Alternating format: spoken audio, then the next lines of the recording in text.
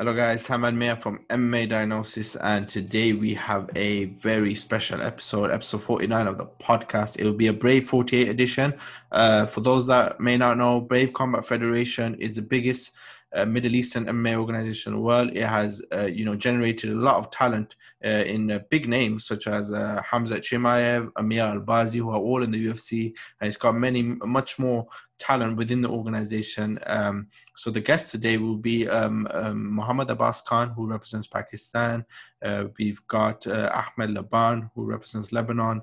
We've got Nkosi Ndebele, who represents South Africa. And we have Hassan Fakhreddine, who represents Lebanon. And it's a great show. This is our first multiple guest show. So I hope, you enjoy it. And we're going to get straight into it with our first guest. And today we have our very first guest. He's representing Pakistan and he's fighting Thursday, 18th of March, Brave 48. Muhammad Abbas Khan, how are you, my brother? Alhamdulillah, I'm doing well. Feel great. And weight cut is going well. And what about you? Alhamdulillah, I'm good. Early morning here in England. I know Bahrain's about 3 hours forward. You talked about weight cutting. How's the weight cut going for you? How are you feeling right now? Because your fight's only, I believe, 2 days away. So how are you feeling? Yeah, this weight cut is really easy for me because I'm going to fight in a super lightweight, 75.2 kgs, and it's not a big deal for me to cut that much weight. And I used to cut per 70 kg also. So about weight cut is, alhamdulillah, I feel really well.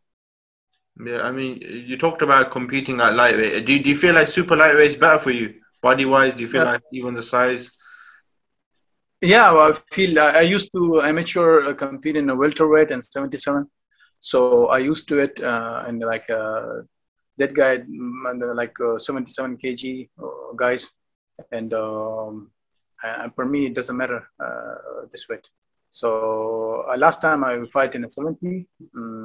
I don't know the future, but right now I decide to fight in super lightweight. So I keep in my mind super lightweight right now for this fight. And after that, I don't know. I will decide about weight.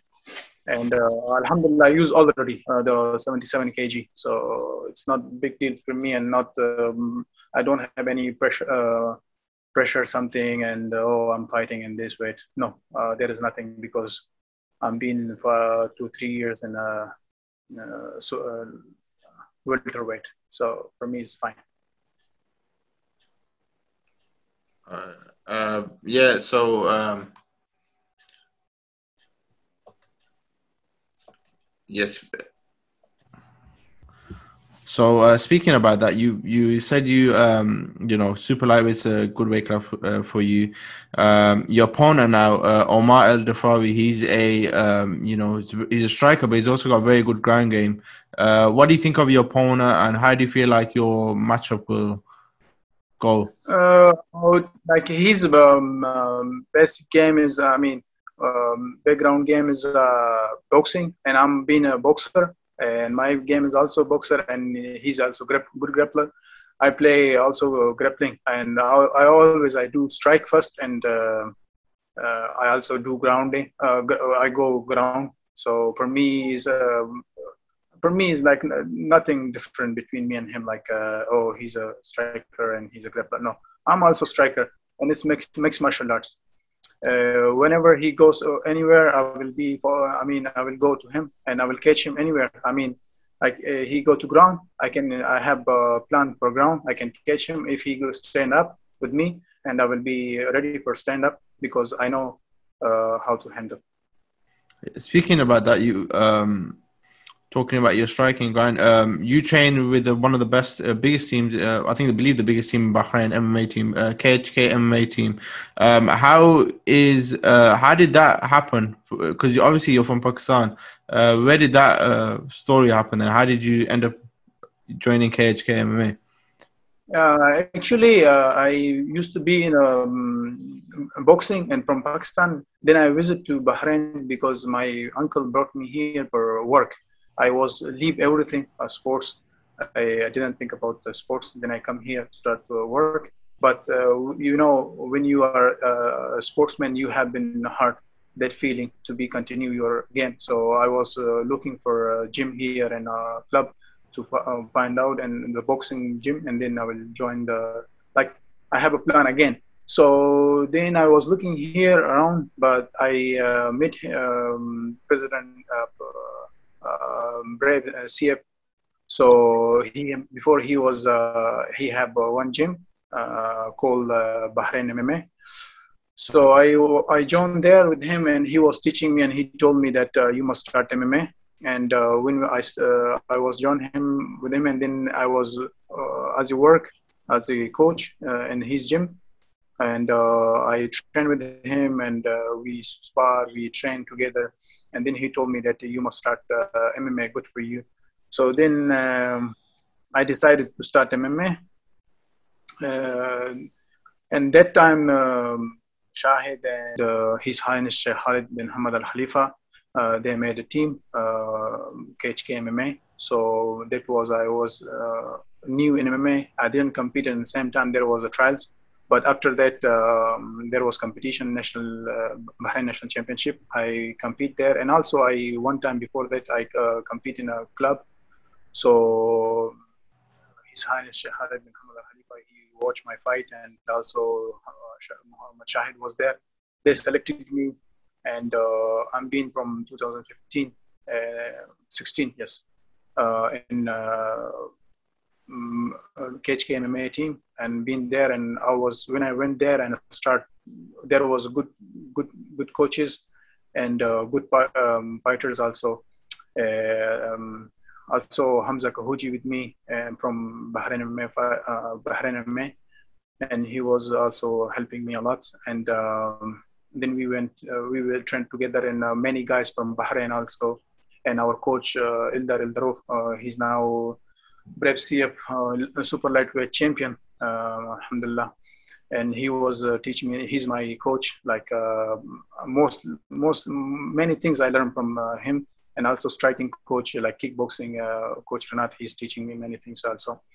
And my Bahraini friends, teammates, and they helping me, who was senior than me. And then with the time, there we have many guys from different places, and also Russia, from Pakistan. So they teach me more wrestling, and we all work as a team and as a friend, one family. So this is a big thing for us. And now, alhamdulillah, KHK is number one in the world, number one in the world ranking team in IMMAF. Alhamdulillah, inshallah, it will continue. And I'm so happy, I'm so proud that I'm representing KHK MMA Bahrain team. I'm so proud of myself. And this last time I represent in Brave CF Pakistan also, and Bahrain team and KHK MMA team. So that make me feel proud that I do this, and I'm looking forward to it. And I always think to take two legs to the top, Bahrain and Pakistan. And also from Pakistan, people are supporting me here also. Bahraini people love me, and they're really nice with me, and they love me like we are the same one. Yeah, but so you said that you were working a normal job first when you were in Bahrain. What job? What were you working as before you started? Pursuing this. I was, if you I tell you, I was a labor. I was doing script working. There was like oil things. You can say garbage work. You can say that, and script, because it was oil. I use oil. We carry the drums whole day, load unloading. And after load unloading, I finish my work, and then after work, I have only 1 hour to take shower and to reach in 1 hour, like 1.5 hours, I have to change clothes, everything, and then same time, sometime eat or sometime not eat, but just go to the gym. Gym was far from me, like 6 kilometers. So I was walking 6 kilometers from 1 year. Then after that, Shahid told me that you must stop that job and you must work with me. And I was because I know how to teach boxing, so I'm from 5 years. I'm teaching boxing also. So You're still teaching boxing as well, right? yeah. Yeah. Now Bahrain MMA is closed. Now I'm with my manager Yusuf Kahoji Gym and Hamza Kahoji. Now I work with them also at the same time, and I train and I work also. So I feel really good, and I'm staying also in the gym. Alhamdulillah. Alhamdulillah. You know, you said that you're a sportsman at heart. So, you know, when you were in Pakistan and you told them, I want to do boxing and I want to do fighting, how did your family take it? Because we know Pakistani community is not very... My family till now, you can say till now, they don't accept me to join the... But my father now like told me, now you've been in this sports, and you just go ahead, and also my uncle is supporting me, and family now, like my mother and some of family members, they still tell me like leave this, and I was no, this is my life now, I will die with this. I mean, you know, when you get bigger and you win more fights, I think they'll be fine, inshallah. But obviously, the initial step is... For me, in my, you know, one always there is, you know, in this sports, there is win, there is lose, there is everything, there is injuries. Yeah, I accept this, and I never ever give up. I have a lot of hard time, but I face that, and again, and it will come. I will face, and I will never give up. I will just continue my work and what I in my mind. So I will never stop, and I will show myself and improve my skill and everything. And I always, you know, like this Brave FC is biggest promotion in all around Asia, and good for all around the world, athletes, fighters. So they're giving good opportunity also, and to show their skill, and now is really famous. So I'm really excited. I'm so proud that I competing in this promotion, and I can't wait to go to the cage, inshallah. So I'm ready always. I'm planning for new things, and you know, for me, it doesn't matter what's will come, who is coming. I have my own plan, and I have my own skill, and I will just go ahead with that, and to show. You know, when you said you obviously you said you wanted to do the boxing and everything. How old were you when you started everything, the martial arts? Like, how old were you? Because obviously, I start really late. You know, sometimes I'm thinking I wish I would like 5-6 years older, and I start this sports. That would be really awesome, because when you start something from young age, it's like your body and you are like more ready, and you have more time, more experience. So I started when I was when I started like 20 years older. I think 20 or 21 something, I forgot now, but it was 2012 I started beginning 2012 like 11 and December I started. Okay. 11 December. That was also a hard time for me to start boxing. You know, one, family is not allowing me. One, same time I was working.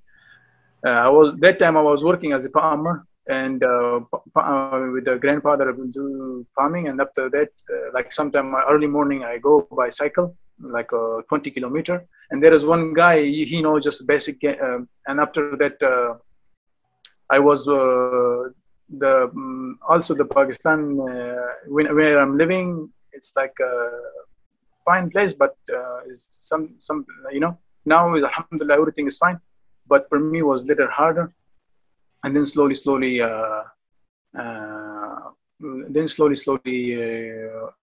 I go to Peshawar to learn many things with the new coaches and with the new experience and with the different guys to spar. And first fight I went, even I don't know, I punched one guy, and first competition it was a region under region. So I went from city of Mardan to Peshawar. So I was fighting with the national champion, first fight, and I punched him really hard.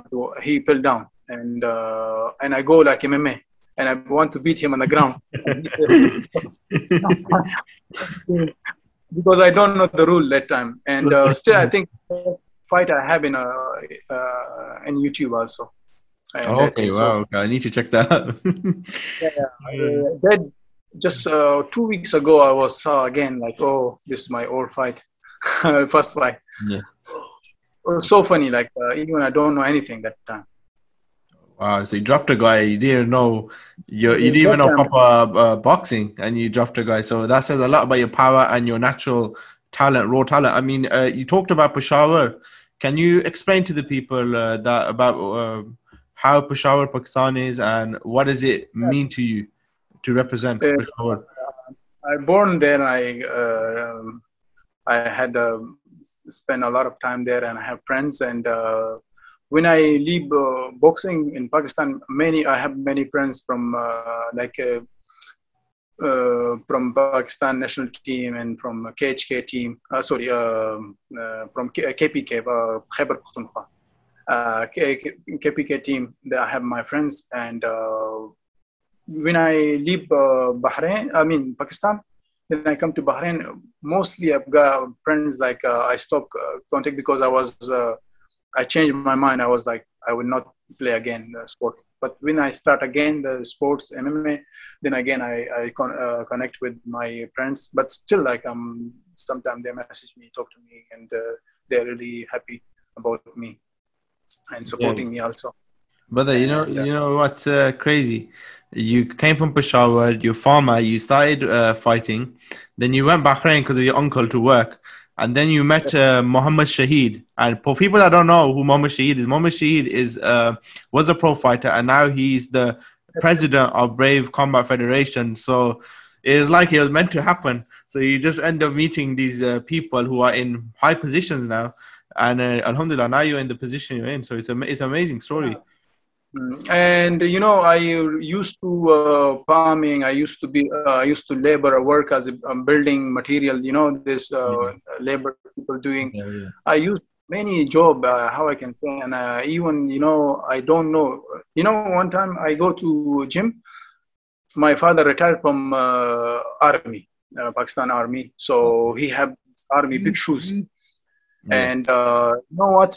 I don't know what is the sports shoes. And I was wearing my father army shoes and go for running and doing boxing. And when I go to boxing, he say, you will play boxing in this. I was like, yes, this is true. What? Because like that people, they don't know like what is the, they just, you call them like, we say slipper, like a chappal, Yeah. They don't know what is sport shoes, which is the formal shoes, and and these things they don't know. Like now the education comes, so many people know, but what about me, I don't know that. So then I tell him, he's told me go to market and buy sport shoes. I go and I buy not for running shoes or something, training shoes. I buy football shoes. When I brought, and I was the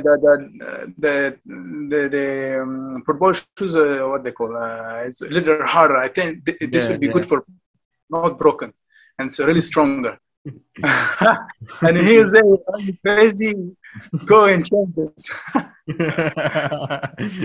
I guess I don't know many things, and especially I learned many things about life and sports, and like.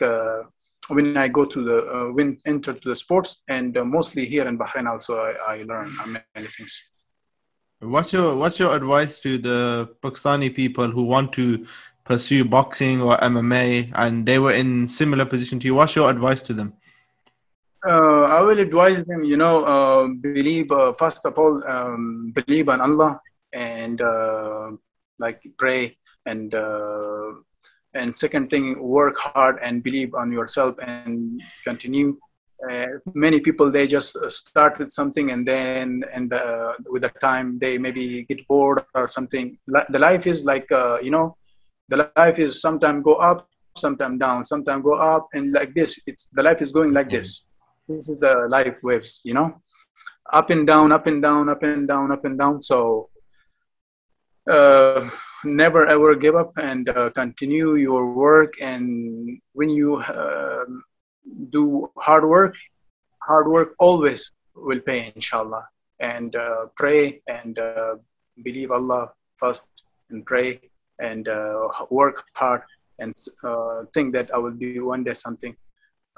When I'm thinking sometimes where I am now and where I was, is like I cannot imagine, But the thing is, I never give up, alhamdulillah, and I will never, inshallah.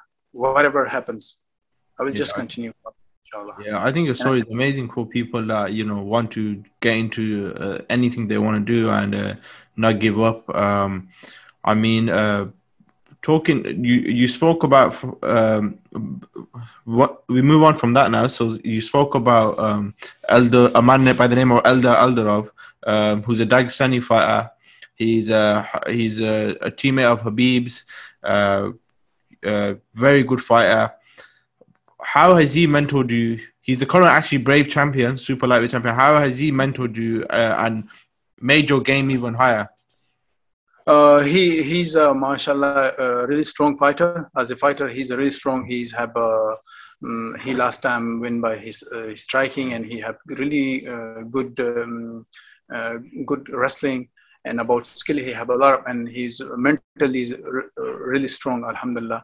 And also, he train us really good and give us skill, and he talk to us. And sometimes, we have fight, he talk to us like a brother, like family person, So he motivate us, and he's make us ready mentally and physically and skill wise, and he helped a lot us. And about his fight, as a fighter, when he's fight, he worked hard for his fight, and I believed he will be still. He's a champion, and he will be, inshallah, because I know him really well, and I always with him, and I know how he doing. Yeah, but I mean, he's an amazing fighter. I believe he's only. He's good, like a personal. He's a really good person. Also, he's not only good fighter. He's personal, personally. As a person, he's really nice also, and fighter also is amazing, and he can stay up and ground whatever, and strong, mashallah, really strong, mashallah. His only loss was to Habib. He's beaten everyone. And talking about Habib, I saw you have a picture with Habib. So when did you meet Habib, and how was you meeting him? Did you get a chance to train with him, or? Yes, one time he came to when I was in Bahrain MMA. He visited to our gym, and he used to be in KHK MMA team also. But that time I was after 1 year I went to, and that time also he was in a team, but he didn't come. But I trained with him twice. One time I was only boxer, and that's when he came new, and I just little bit know about MMA, and mostly I was training boxing and do boxing. When I was part with him boxing, and he was controlling me in a cage, so I was then when I go to the cage, and mashallah, he had really power punches and really good, and I was I told him I'm playing boxing. He said we are playing MMA, so I can. And, you know what? And I was new, mashallah, he have also power punches.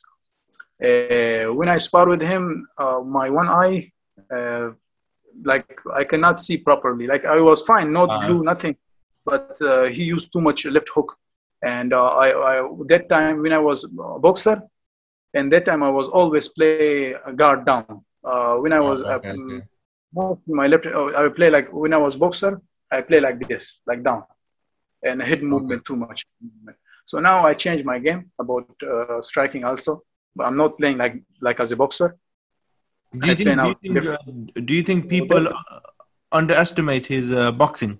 Do you think people? Do you think he has better boxing than what people think? Habib. Uh, you know, whom? Habib? Do you think Habib has better boxing than people think? Because people say Um, he.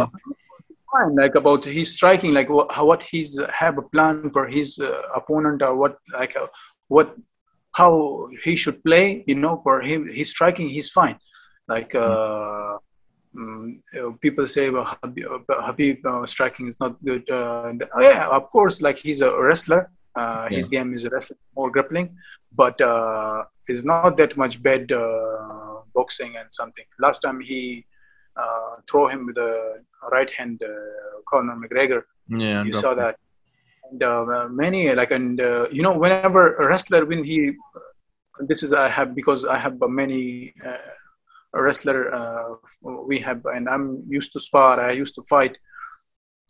Wrestler are when they learn boxing, they become really dangerous because for boxing you have to be really strong. You know when like they create power Yeah. from but wrestling already they have legs back muscle is really stronger Yeah. and back and all this when they give you punch it's they have really power really good power once but wrestler about power they have already power in a punch but once they understand how Throw a to punch. reach and how to do that things and create uh, I have one my friend he's a world champion and like he's need to learn many things but when he's punch he will shake my brain like So mashallah good rest Habib's so power. Habib's power. huh? Does he have good power? Does he have good power in your opinion? Yes that's what I'm saying no all the wrestlers they punch you hard because they already have power and they How are strong ready is he in the? How strong is he in the clinch? Because people say he's very strong. I cannot move. I'm saying, always he was clench, like push me the wall and give me a strong hook. And when I finish my sparring, I can't see. I What can't was see that the right. first time? You sparred Right. twice. What was the second time? Hmm? You sparred twice with him. You trained twice. I sparred with him once, Okay. boxing, because I was staying, and that time he was here, so he was in a training session, and I was sparred with him. And normally, then I was asking about I'm a boxer, and when I fight with the wrestler or the grappler, what I should do. He teach me like how to Okay. do, give me a few techniques. And because my coach Eldar Eldarov, he's similar style like Habib because Yeah. they together train together, same coach, same style, same things. So I know like I know how he style, and I know like because they are really close, and they like from base they are together, and their all game is similar. They are throwing punches, their things is similar. So something I learned many things I learned from my coach, and because we don't have long time with the Habib, so little. I mean, a few days we work together, so that I learned from him. But I met him like 4 or 5 times. Okay, that's interesting. Brother, before we end it, we've gone a bit over time, but before we end it, I'm going to ask you, what's your prediction for your fight against versus Own Muhammad fight, and what should the fans be expecting when they see you fight? So I told you from the beginning, like he's a boxer and a grappler, and I'm being a boxer and a grappler too. And this fight will be really great fight because I'm ready for this, and I'm ready for his ground. I'm ready for his boxing, whatever. and I prepare really good. We have a great team, good coaches, and they guide me, they help me, and I think I'm much better than him. And I am also, alhamdulillah, and inshallah on Friday, people will watch. So I can't wait to show my skill and to go to a cage. I mean, I'd like to thank you for your time. I mean, inshallah, I hope to see you do big things for Pakistan, Bahrain, in Brave. I hope to see you a Brave champion one day, the next time I interview you, and be doing big things. Because your story is amazing for the Pakistani community, especially because as we only now are starting to get more into the martial arts game in MMA and even boxing. We're starting to get more and more and more talent. So I think your story is a great example for people that want to get into this kind of sport. Story of grit, hard work, determination. I mean, it's inspired me as well to work harder as well, because you worked hard and you got there. So good luck for your fight, and I hope to see you soon, inshallah. Thank you so much. Thank you, brother. Guys, Hamad Mir from MMA Diagnosis, and we have our second guest on this episode. It's a Brave 48 episode, Arabian Nights, Thursday, 18th of March, and we have a fighter in the Brave super lightweight division, Ahmed the Shadow Labban. How are you, my brother? I'm good. How are you? You're good, yeah. So let's get straight to it. You got a extensive kickboxing background, striking background. You're also, I believe, a national boxing champion. When did you start training, and when did the martial arts journey start for you?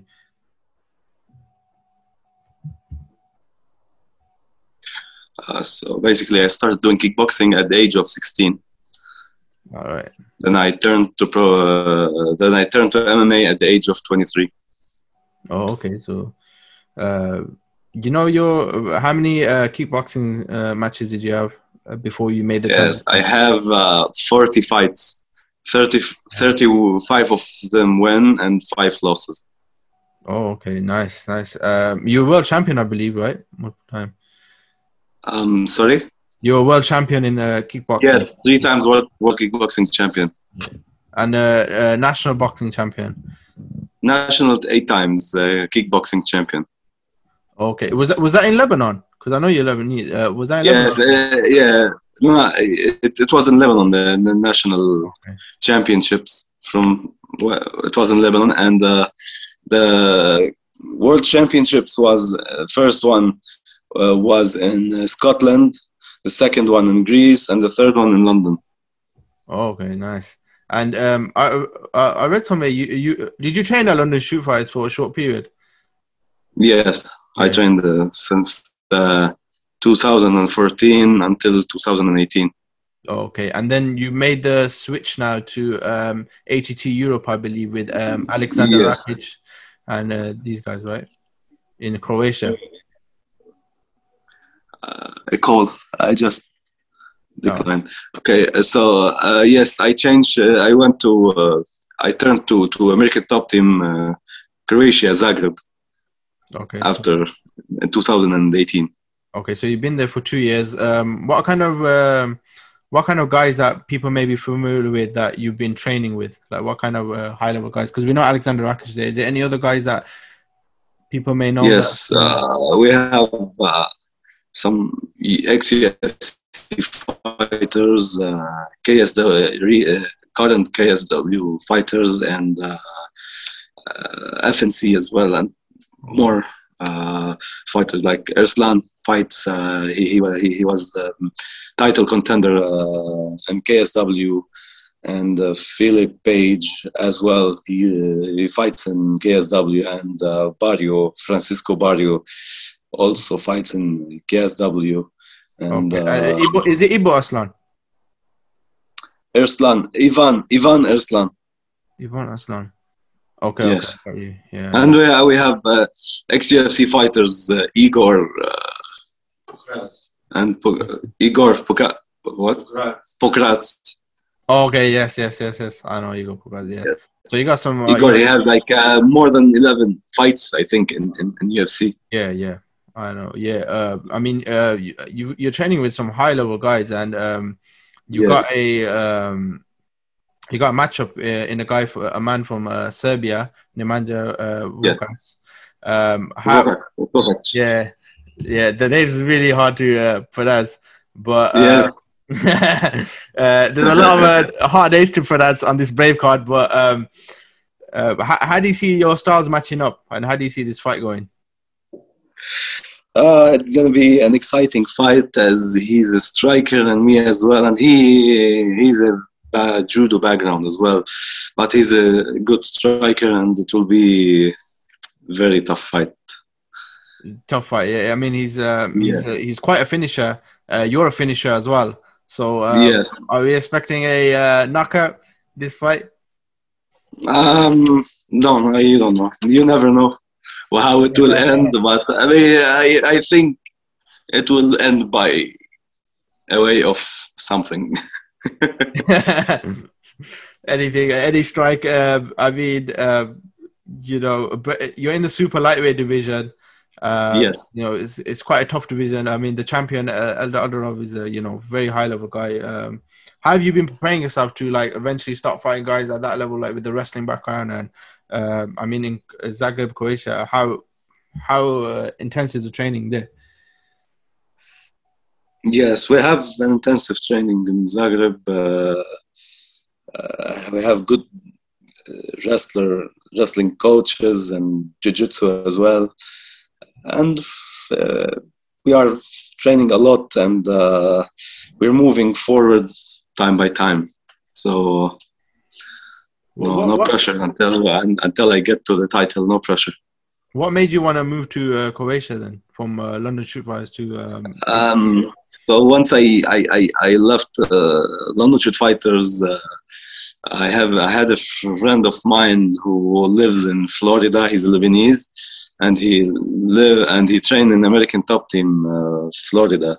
So I was asking him, I just want if he can find me some gym I can move to, but not far away like America or Canada. I need some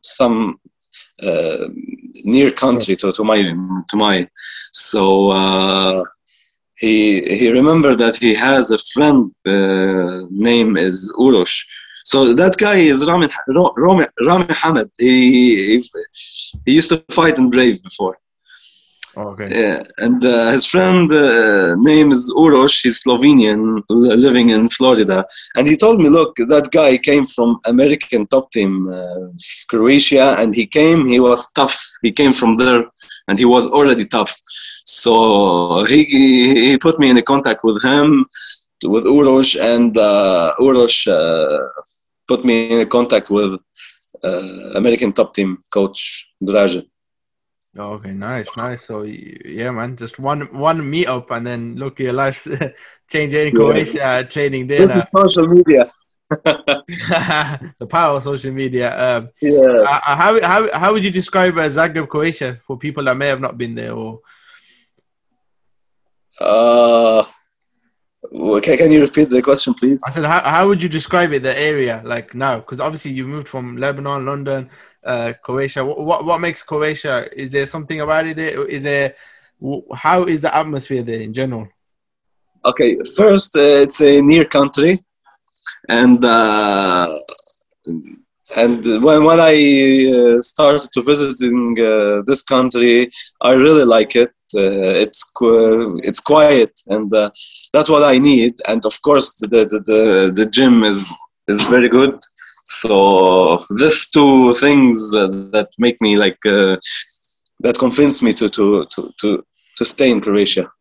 Okay, and your teammate Alexander Rakic, he had a big win in the UFC. Is that giving you like momentum now to, you know what, I want to perform really good? Is that giving you a bit of a boost, seeing that kind of like a person in the same kind of gym, same environment do really well? Yeah, it's a big boost for us to have Rakic training with us. It gives us more like motivation, and And yeah, it's very good to have a UFC fighter second ranking. Yeah, I mean, talking about you know, your Lebanese, there's a lot of you know, a few other Lebanese on the card. I mean, Hassan Fakhreddine and many more, and even the brave middleweight champion Mo Fakhreddine is Lebanese as well. So like, there's a, you know, there's a lot of momentum with the Lebanese fighters. What is it about the Lebanese fighters? Is it is there something you like eating? What is it? Is it the shawarma? What is it?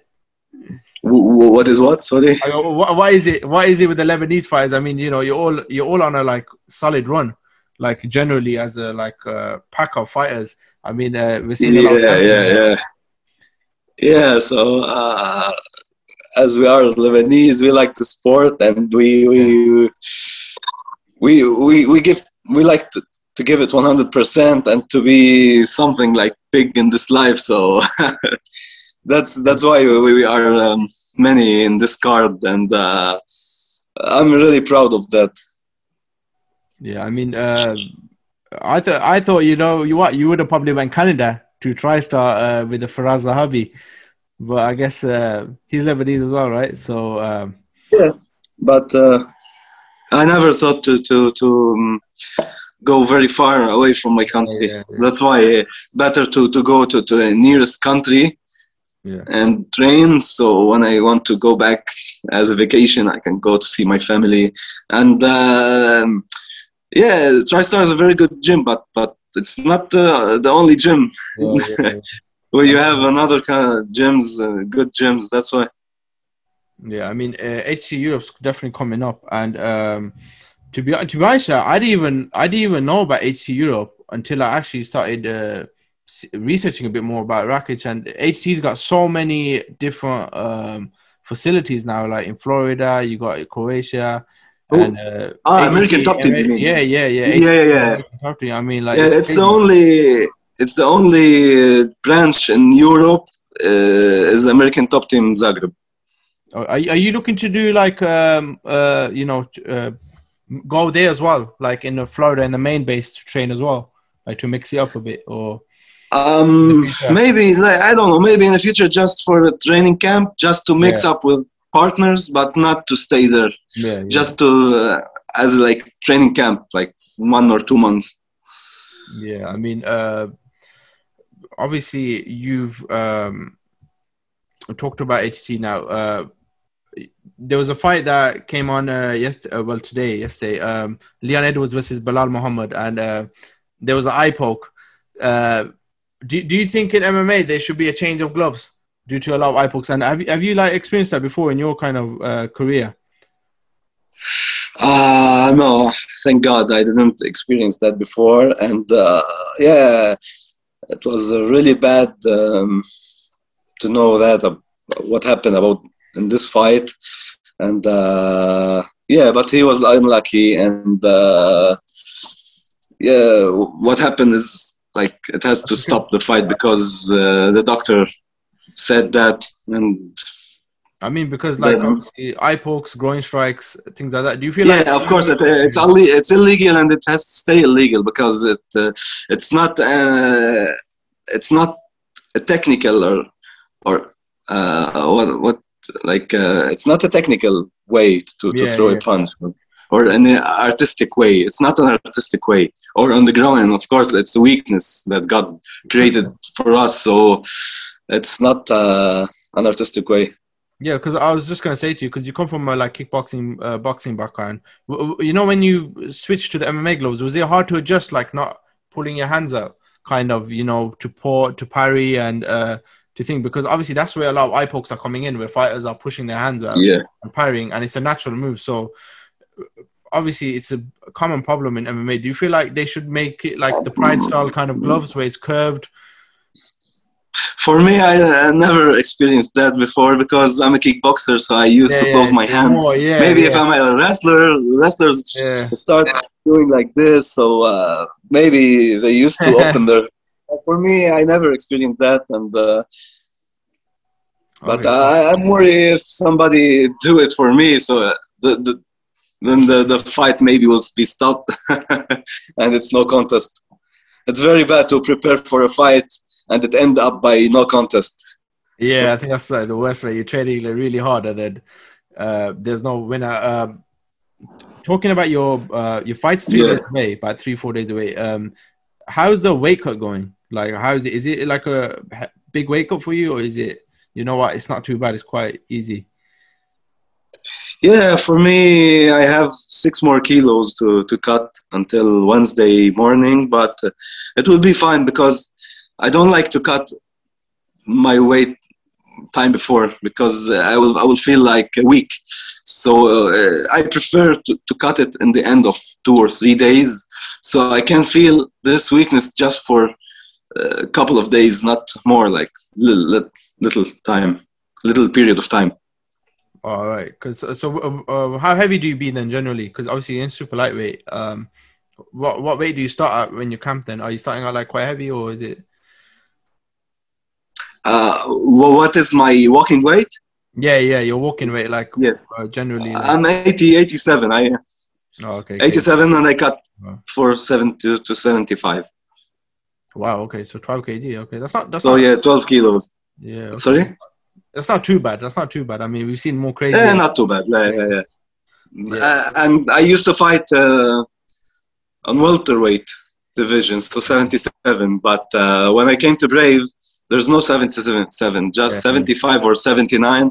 And of course, I would not pick up 79 as I'm light for my weight. So, do you think that's a good thing that Brave's incorporated? Because we see in MMA now, like just saying the UFC, there's like a big gap between weight classes, and now that Brave's added these weight classes, just say like a guy like yourself, you're too big for lightweight, but like you said, you're not as big in welterweight. So super lightweight is a perfect weight class. Yes, that's what really suits me. That's what really suits me. Yeah, so I'm happy with that. Do you think that should be a universal thing in MMA? Like every organization should have that? Because we're not. Yes. Every organization has to be like that for me. Like, because it was hard for me every time fighting on welterweight, and my opponents always came bigger than me.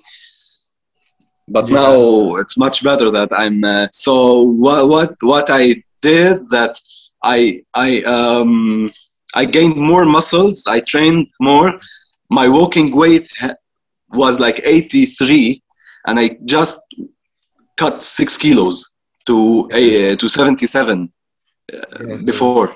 Oh, okay. So I decided after my last fight to gain more weight. So when I cut weight, I can like gain more weight after the weigh-ins to look bigger than before. So it would not be. I will not see some difference between me and my opponents. Okay, yeah. And after that, I signed up with Brave, and it's really good because this is a perfect weight for me to lose 87 to 75. Yeah. So talking about Brave, you with other organizations before. You recently signed to Brave, I believe. Only like what 1-2 months ago. So what made you want to sign with Brave Combat Federation? My manager Abu Rakan, he's like my brother, and I knew him since 2016. Yes, and he's very supportive person, and he always used to support me a lot until I really chose that guy to be my manager after a long time. I never had a manager before until now. And now I spoke with him like lately, like a couple of months before, and asked him I want to start with your management. And yes, and he suggested me to Brave, and it was my pleasure to sign with Brave because it's a very big organization, and it's growing very fast. Yeah, I mean, Brave is doing an amazing thing for the Middle East with the fighters, yes, and promoting the Middle Eastern fighters as well, especially. And I think it's really refreshing to see you know, for someone like myself to get to interview fighters like you and many others from the Middle East and in Brave and these kind of organizations. So yeah, I think Brave's doing an amazing job. Before we end it, I'd just like to ask you, what's your prediction for your fight and why should everyone tune in? What is my prediction for my fight and what else? And why should everyone tune in? Why should everyone be watching Brave 48? Okay, so my prediction for my fights, I have no predictions for my fights because I'm like, I just wanna put the show. Yes. And I don't know how it will end. But I can promise you 100% that I'm going to make a great show. And maybe it will be the fight of the night. I don't know. Nobody knows, but I always try to put a great show and to put the fight of the night show. No, but no pressure. I'm just doing my job. But yeah, I think it's gonna be a fun fight. You and Nemanja. Yeah. It's gonna be it's gonna be a back and forth war. You're both like killers, finishers. So I like to thank you for coming on today onto MMA Diagnosis, and I hope we can get you on in the future as well. So hopefully, maybe when you're a Brave super lightweight champion, maybe we can get you on. Yeah, why not? So of course, hopefully. I'd like to thank you for that. Before we end it, is there anyone you'd like to give a shout out to, and where can people find you on social media? I would like to thank first of all the Lebanese fans that are watching me, and everyone who supports me, and that's it. Where can people find you on social media? Sorry? Where can people find you on social media? Like, where can people... Social media, they can put just my name, Ahmed Labban, on Instagram or Facebook or YouTube as well. Okay, nice. You heard it, people. Ahmed the Shadow Labban fighting on Brave 48 Arabia Night, Thursday, 18th of March. It's going to be fireworks, people, so make sure you check it out. I'd like to thank you for coming on. Take care, brother. You too. Thank you. Thank you so much for the interview. We have another guest on the show today, Brave 48 edition show. He's fighting in the Bantamweight division of Brave, and he'll be competing on Brave 48 Thursday, 18th of March. Nkosi Ndebele, how are you, my brother? I'm good, my man. Thank you for having me today, Mr. Nadim.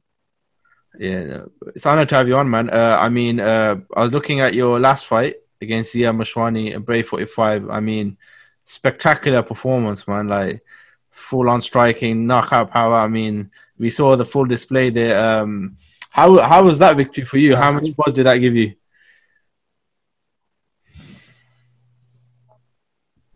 Thank you. First of all, yeah, it was a good fight. I mean, Zia is a tough guy. He's a tough opponent, man. I mean, all these guys in these sports, they're just tough guys, But it's just a little bit of the future, There's always more that the future has in store. So, every time I step into the cage, it's an opportunity for me to just, give out what I have inside, and every match is different. Sometimes I'm sure I'll still get a match where I'll actually,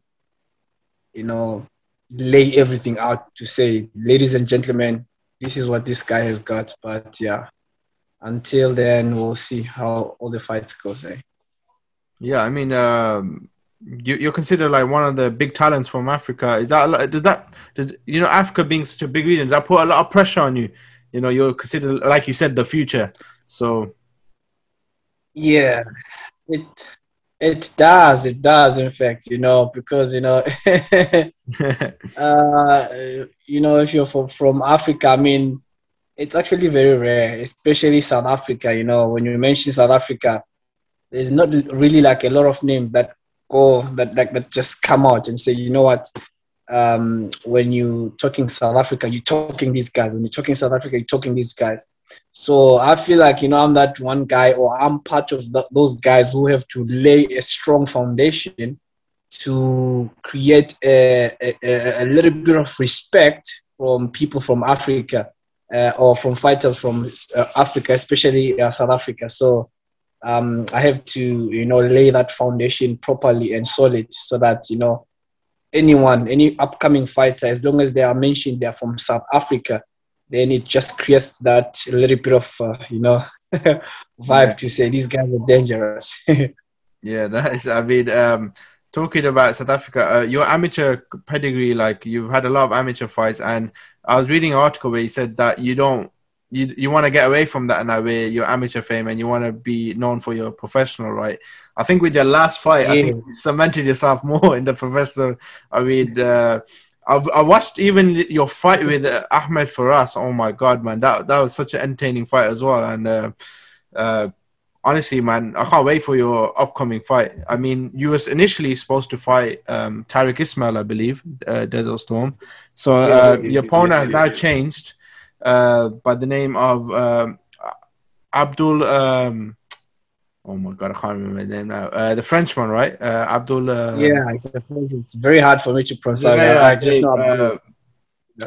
Yeah, how do you see yourself matching up with him then? I would say, yeah, Abdul Moment. Yeah.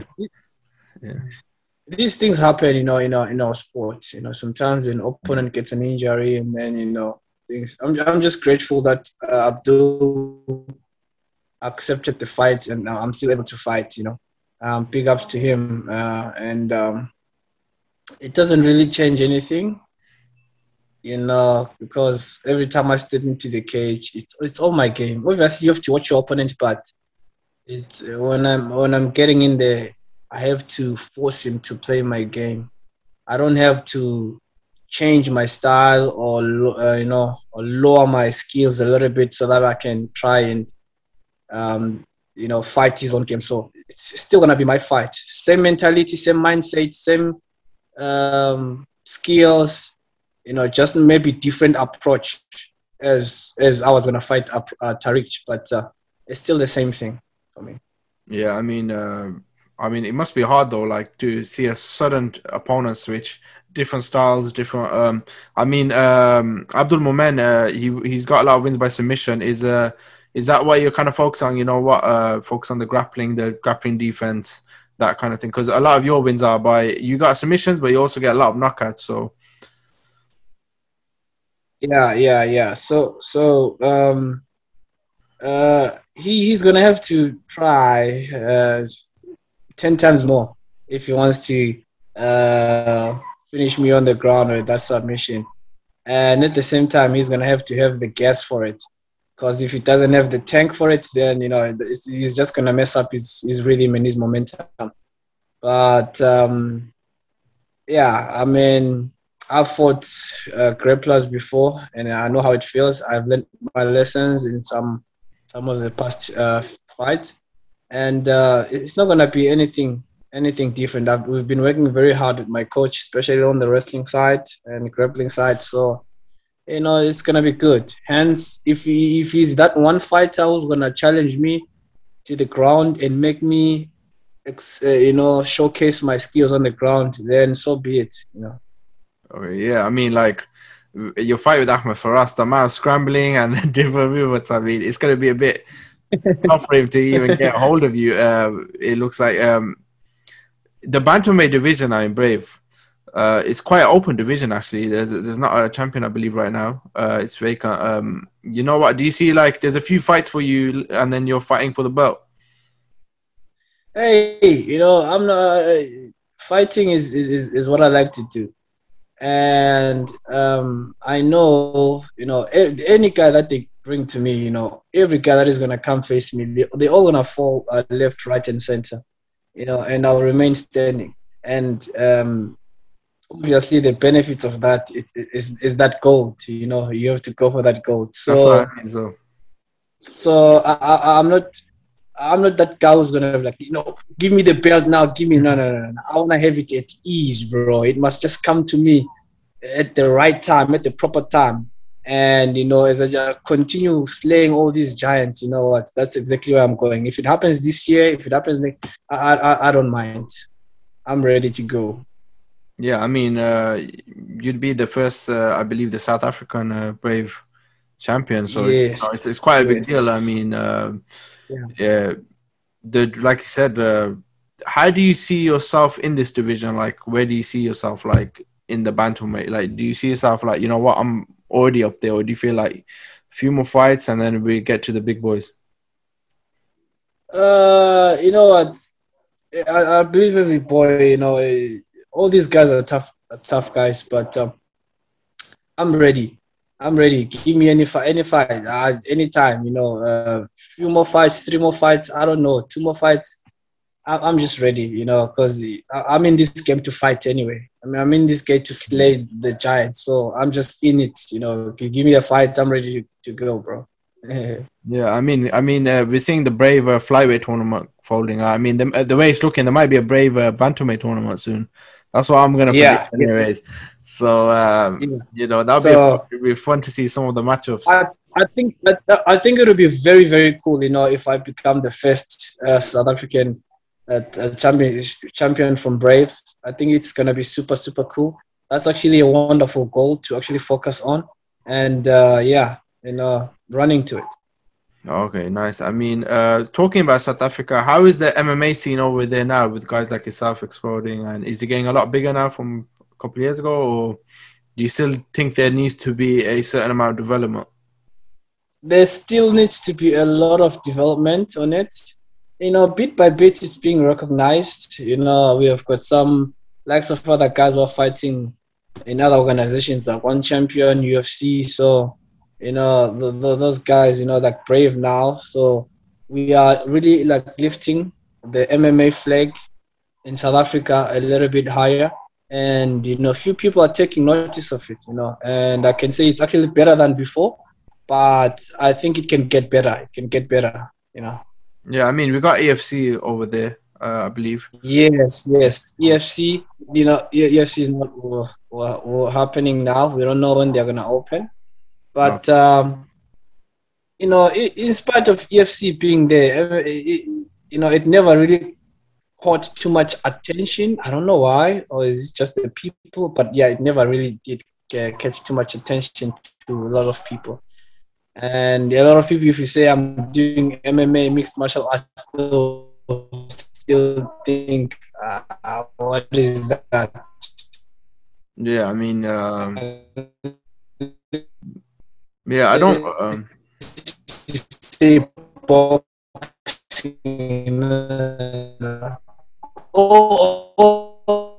Yeah, all right. Did it pause?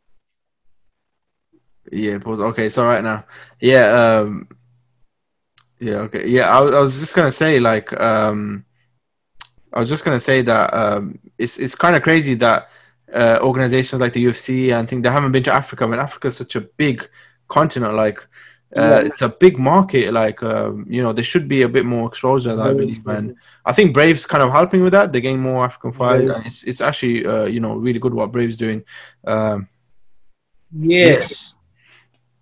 Brave is actually doing the most. Brave is actually doing the most. Let me tell you something. For the events that they've held in South Africa, you know, they have turned tables upside down.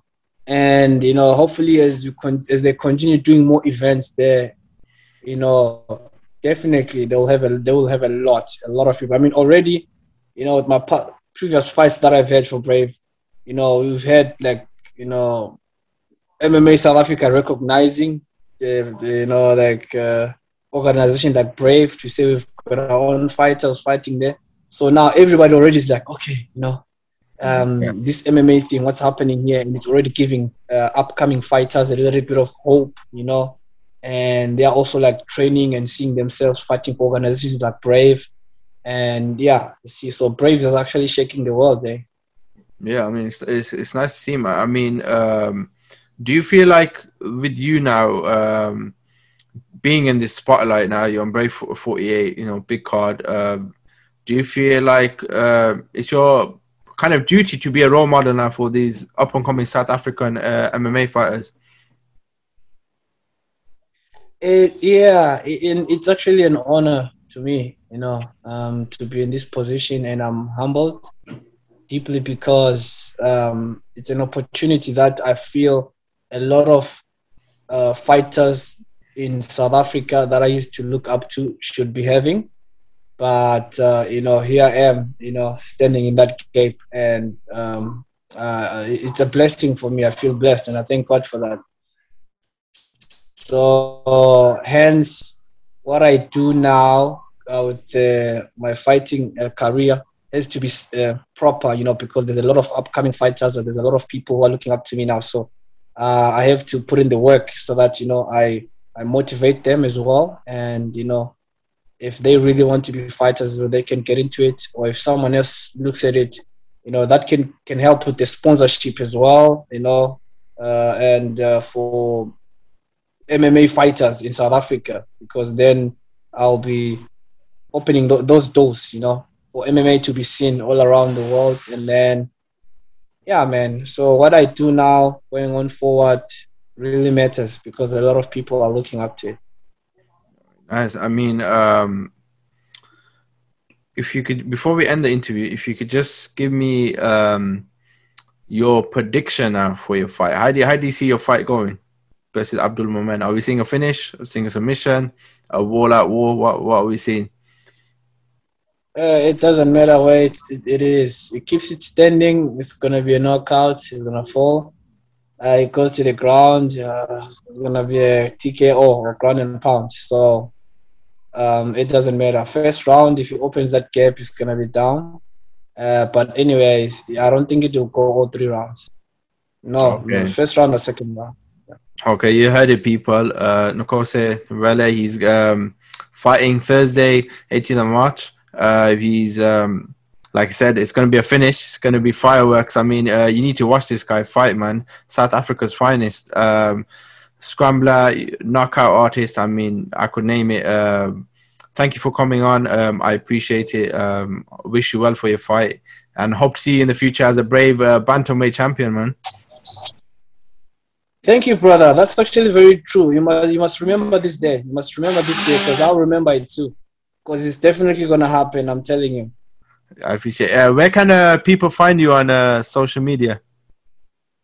So social media, that's me on Instagram at Nkosi the Future. That's me. And then otherwise, actually, I'm on Instagram. Yeah, Facebook is still Nkosi the Future as well. So Facebook is Instagram at Nkosi the Future. Yeah. Yeah, you heard it, people. The future brave Bantamweight. The future, man. I mean, hope to see you. Yeah. Take care, my brother. Thank you so much. Cheers. Take it easy. Thank you. Thank you. All right, we have a final guest on the show. He's a professional mixed martial artist fighting in the brave middleweight division. He's an undefeated professional. He's also the younger brother of the brave middleweight champion, Muhammad Fakhreddine. His name is Hassan Fakhreddine. How are you, my brother? Good. How about yourself, my man? Yeah, I'm good. So obviously you're fighting Thursday, 18th of March, against a tough opponent. I believe he's a kickboxer. He's got kickboxing, Muay Thai base. You're more of a boxing oriented fighter. How do you see that? How do you see your styles matching up in this fight? So I'm gonna stick to my game plan. I'm gonna beat him down mentally and physically and walk him down with my jabs, and then picking him apart. I see the fight ending in the second round. Okay, second round. All right, with your hands, yeah? With my hands. With your hands. I mean, I watched your professional debut. It was in Mexico, I believe, for Brave. Yep. You had very quick hands, sharp hands. You went for it. I mean, is that the same kind of game plan for this one? Just go for it. Just go for the knockout, or are you gonna? Actually, I'm way better. When I had MMA fight, I went to my first MMA fight, MMA experience. I only did boxing, pure boxing, and I went to my first MMA fight, only 4 weeks of MMA training, and I pulled the win. So I'm way better right now. I'm way more prepared, and I'm well-rounded. I know my kicks. I know my ground game, and I'm willing to do it all. Yeah. I mean, 4 weeks of training. I don't know how did you even do what grappling training did you do? Because that's crazy. I went to the fight. I was just my game plan for my first pro fight was just to not get to the ground. So my coach had a great plan, trained me well, trained me enough, not too much. He didn't overwhelm me with training. You know, he trained me to defend takedowns and stay on your feet, stay on my feet, so I keep my hands on going. And that's what happened. That's what I did. Okay, that's I'm still like, what? Because your opponent was quite experienced in the amateurs, I believe, and it was his second pro fight. Yeah, it was his third pro fight. He had a 1-on-1 as a pro. But I mean, you know, when you're in there, you're willing to give it all. It's a fight at the end of the day, you know. So you have to put your soul out there, and whoever wants it more will get it. All right. Your boxing background now, it was amateur, right? What was your amateur record? And I believe you're a national champion. Was that for Lebanon? You're a national champion. I won a national champion in Lebanon, and I won a national champion as well in the States. Oh, okay. So wow. I'm Okay. All right. Wow. Okay. I was just gonna say you have a very strong American accent. But how old were you when you came to America then? I was 12 years old when I first came to the States with my parents, and we went back home for a couple years because my dad couldn't support us back in the States, and he stayed in the States for a couple years until he stood on his feet, and then he brought us back to the States. Oh, okay. How was that? How was the difference between Lebanon and stepping into America? Was it like totally different, or did you just? Yeah. Different people, different culture. It's a different world. You know, you can't compare Lebanon to the U.S. You know, especially San Diego. It's different mentality, different culture. So it was a scary moment at first, but then I'm from but like. I love San Diego now, you know. I mean, if you've been to San Diego, you're going to fall in love with it. Yeah, I'm hoping to go in the future. And I'm thankful for the opportunity as well, you know. I mean, in the States, I have a lot of opportunities to kind of just improve my life, you know. In Lebanon, we don't have that type of opportunities and doors to open for us. Yeah, I mean, so you obviously come to America. The boxing, then when did that start then? Because... What was that?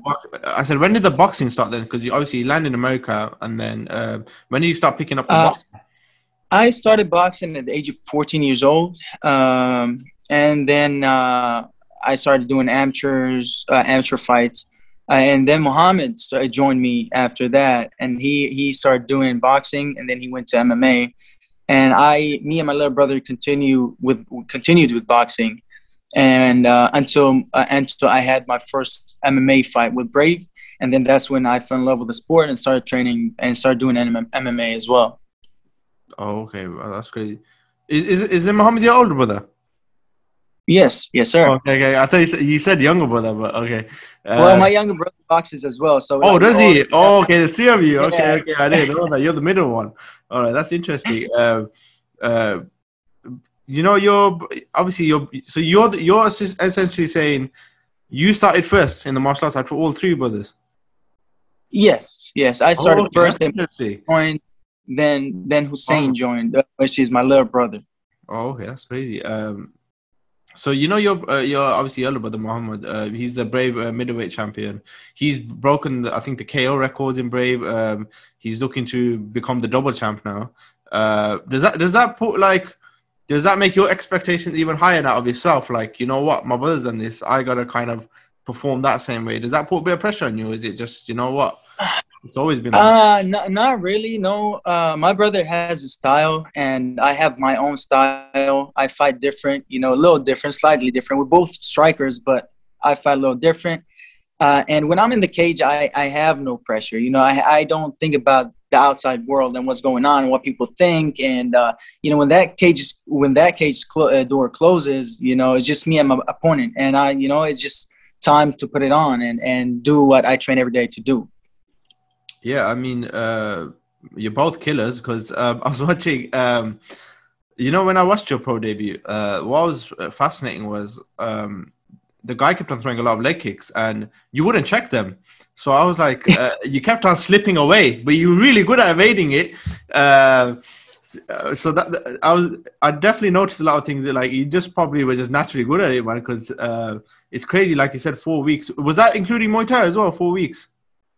4 weeks of Muay Thai as well, Jiu-Jitsu, all together, wrestling, cage wrestling, on the wall wrestling. So we kind of just trained not to get to the ground, and yeah, and this is the reason, because I only trained 4 weeks of the fight. That's why I got hit with a lot of leg kicks, and after the fight, my leg was like swelling, and I'm making sure this fight is not going to happen. You know, I have a lot. I'm way more experienced than when I was in my first fight, and yeah, just ready to go. Ready to go. I mean, we're 2 days out. How's the weight cut going? Because are you cutting a lot of weight, or is it, you know what, it's not too tough of a weight cut? Well, I started really heavy, and but my training camp was really good. I was eating really clean, and I dropped the weight. I only have 1 more kilogram, and I'm planning to drop it tonight. And tomorrow's the weigh-ins. Can't wait to put some water in my mouth. Obviously, your professional debut was with a massive organization like Brave, and your third pro fight is in Brave. Both you and your opponent undefeated. Being in Brave now, like, how are you finding Brave as an organization?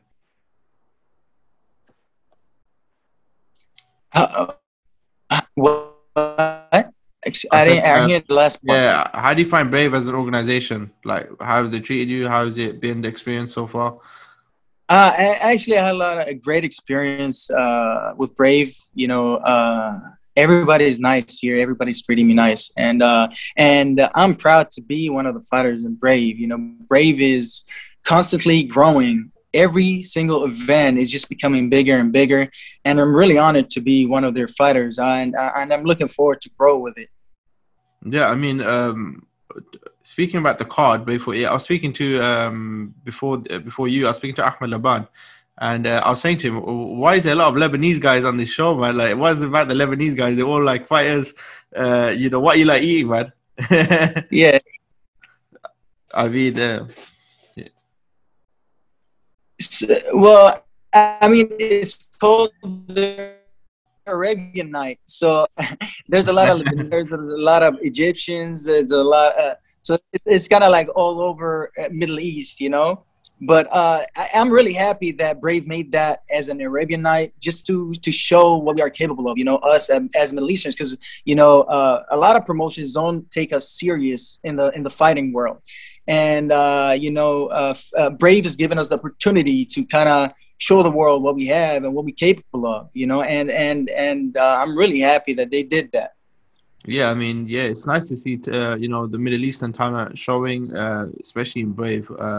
Brave's been to many, like, different areas in the world, Africa, Pakistan, like you said, the Middle East. So it's nice to see that kind of side, because we're only seeing the kind of Western side of MMA, and it's nice to see action on the Middle Eastern side.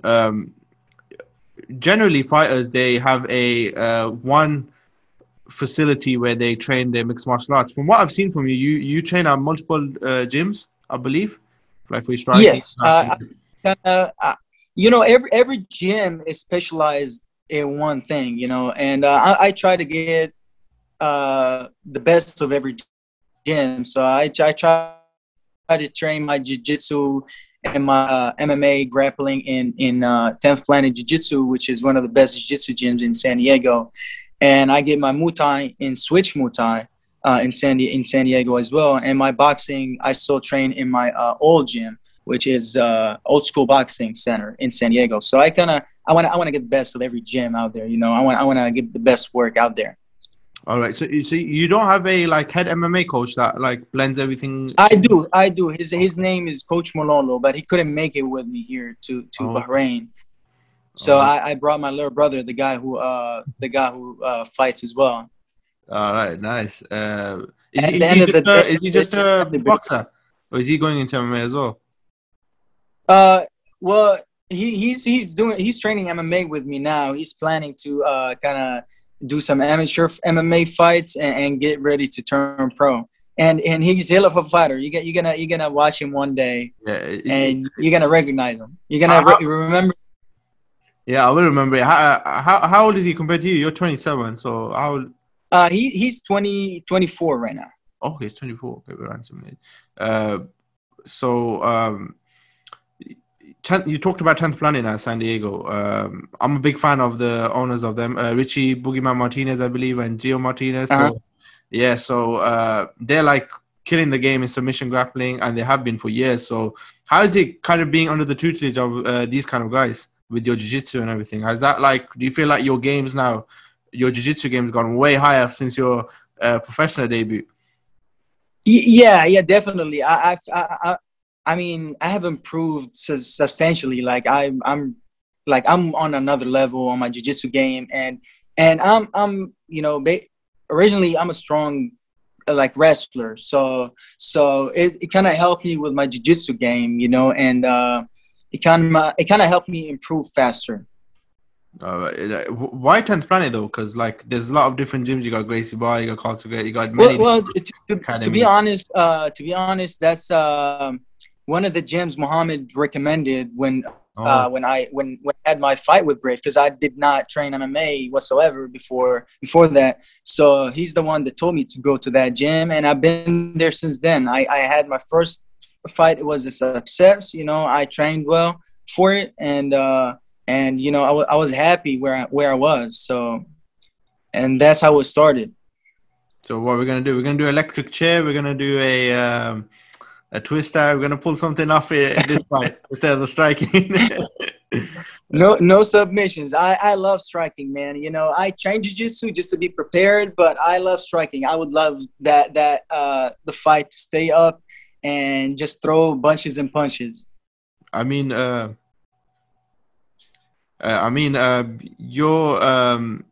Your boxing now, your MMA fight. So you had your first two fights. There was a big gap between this one now, so I believe. So what was the reasoning for that kind of gap?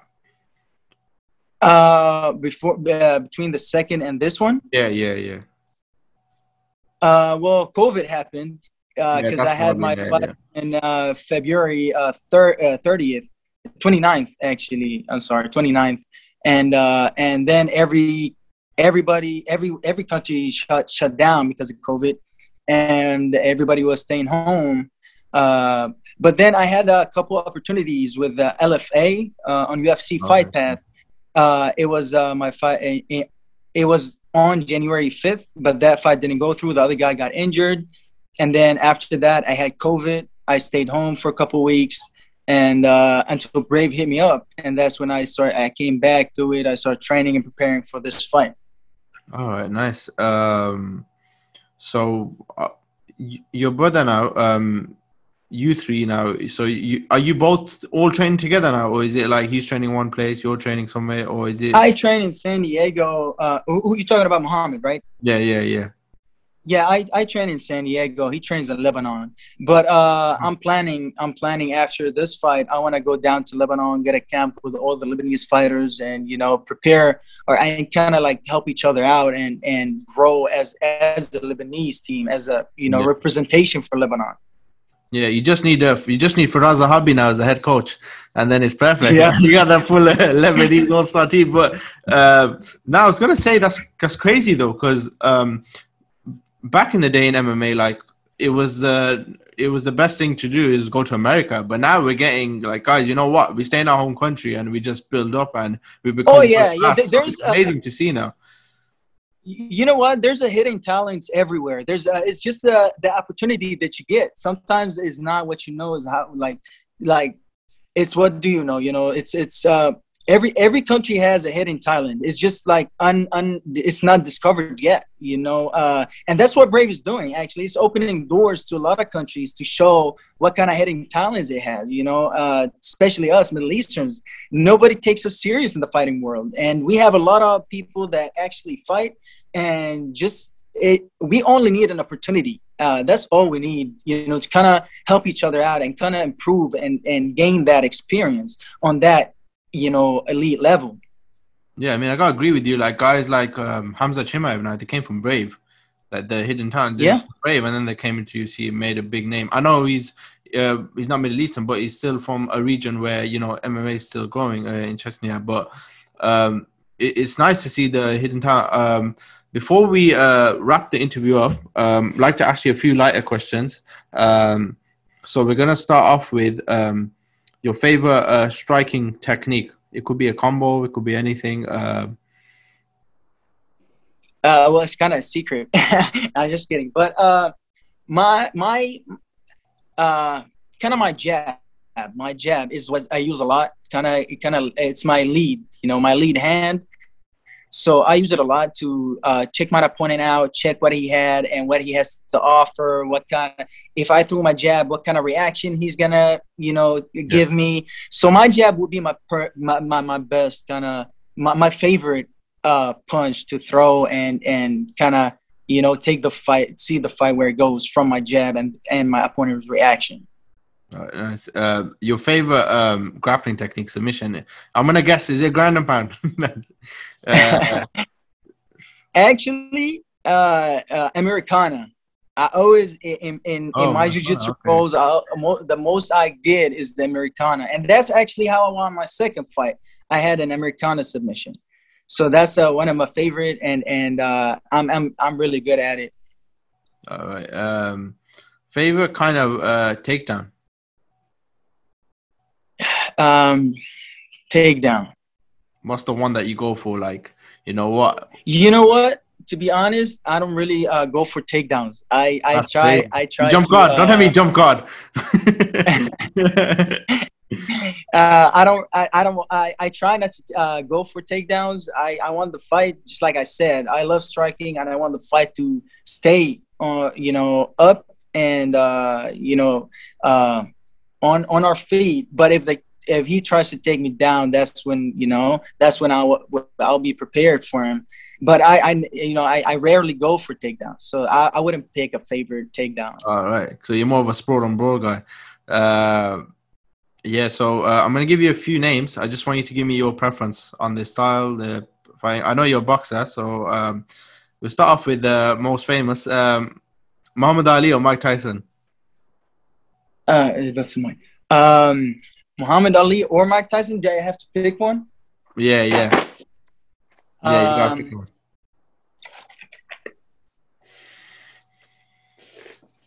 You know, I love both, but I'll pick Muhammad Ali. You know, he was smarter fighter, and he could take a punch, and he was fast. And Tyson couldn't take a punch. Is that what we're saying? No. He could take a punch, but Muhammad Ali had the best chin in the game, and everybody agrees with that. You know, he had one of the best chins in the sport, and he got hit actually with harder punches that Mike Tyson, you know, got hit with, and Mike Tyson got knocked out a couple times. You know, you don't see that with Muhammad Ali.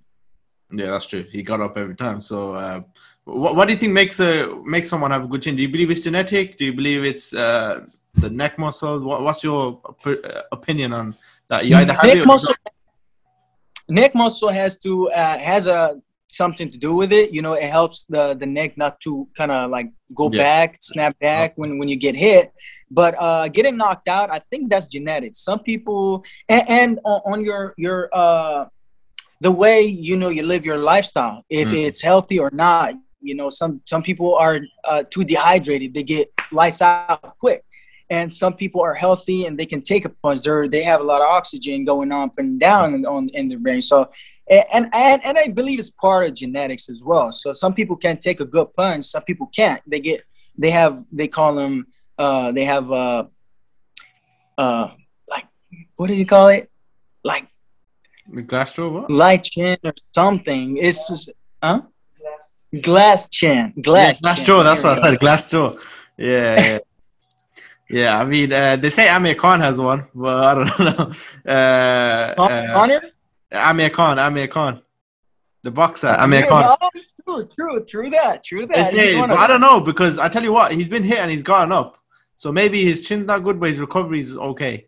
But like I've seen some fighters like Badr Hari now. He's been caught, but he has good recovery time. Like he drops, but he gets up quick. So I think it just depends. Like they say, once you hit the first light switch off, it's easier for the second time for the lights to come off. So I don't know. It's because in university, my research project is on CTE and brain trauma and within combat sports athletes. So that's why I'm asking some of these questions. But what's your opinion on that kind of like, because in boxing we see it more like, I believe a Pakistani boxer, he died from headshots. So what's your opinion on that, like head trauma within like boxing and MMA? Would you say MMA is more safer in that sense? No, not really. It's just the gloves that are created. MMA gloves are created to do some external damage, face damage, cuts, and it kind of puts you light out quick. In boxing, the gloves were created to last longer, get hit, and kind of internal damage. And boxers do drop a lot of weight and hydrate themselves. And that, I think that has to do, that's part of it, and, when you're dehydrated, it can really permanently damage your brain, and it can do some bad things to you. So I think dehydration is part of it, not only boxing. It doesn't have to do with boxing or MMA. You don't think MMA has worse weight cutting? I believe the MMA's weight cutting is a lot worse than boxing. In the sense of true, but MMA guys, if you see MMA guys, they're all solid, they're all big, and they have a lot of room to kind of lose, a lot of weight to lose. They can lose a lot of weight. But if you look at boxers, they're all skinny. That's true. So they don't have much to lose, and they try to drain the last dip of water in their body, and that's really dangerous. Yeah, I mean, like I said, the knockout. Yeah, so speaking about that, with brain trauma, obviously, you talked about the gloves. Now, the UFC now over the last weekend, Leon Edwards versus Belal Muhammad. Now, I don't know if you watched the fight. What's your opinion on the gloves? Do you believe the gloves need to be changed? Or do you think, just take a point away? Because they were talking about pride gloves, maybe implementing that, the curved kind of gloves. I don't know if you've seen them. Do you believe MMA should start having that now in all the organizations? Or I mean, it won't hurt really. Like if that helps the eye pokes, because you're in there, you're most likely going to get eye poked, especially if you're pointing hands always up there in your face. So it's kind of safer this way. So I believe it will be a better to have that kind of gloves in there. It won't hurt. So yeah, I mean, like for you, when you first switched from the big gloves to the MMA gloves, were you kind of pouring out, like your hands out? Like I did that. I feel like it's a natural instinct because I've sparred with both, and as soon as I got on the thing, my automatic response was just to put my hand up. So I don't know, like I did it for a bit. I did it for a bit until the ref told me not to do it anymore. Just like you said, it's not intentional, but accidents happen, and. When you have your fingers up there, it's most likely gonna poke somebody out. So, I mean, it'll be safer if they kind of change that type of gloves. Yeah, I mean, I hope they get like a more stricter kind of ruling for it. Maybe deduct a point now, because then fighters will stop just automatically doing it, I believe. Yeah. But before we end it, just like to ask you now your prediction for your fight then. My prediction for my fight, of course, at the end of the night on Thursday, I'm going to be 3-0 with 2 knockouts and 1 submission. And I'm going to pick him apart with my jab, just like I said. And I'm going to walk him down the second round and break him down and finish the fight. I'm going to take my time. I'm not going to look for the knockout, but if it came, it's going to be in the second round, late second. Okay, you heard that, people. Second round, you know, it's going to be a action-packed card. We're going to see some fireworks. Hassan Fakhreddine, ladies and gentlemen, I'd like to thank you for coming on the show. I hope the next time I see you, you're a brave champion. And I hope to see some submissions and some takedowns. So hopefully... I'm going to try. Yeah, hopefully. Take care, man. You know, nice speaking to you. Hope to speak to you in the future. Thank you for the time, my friend, and I really appreciate the interview. Thank you so much. Thank you. Take care.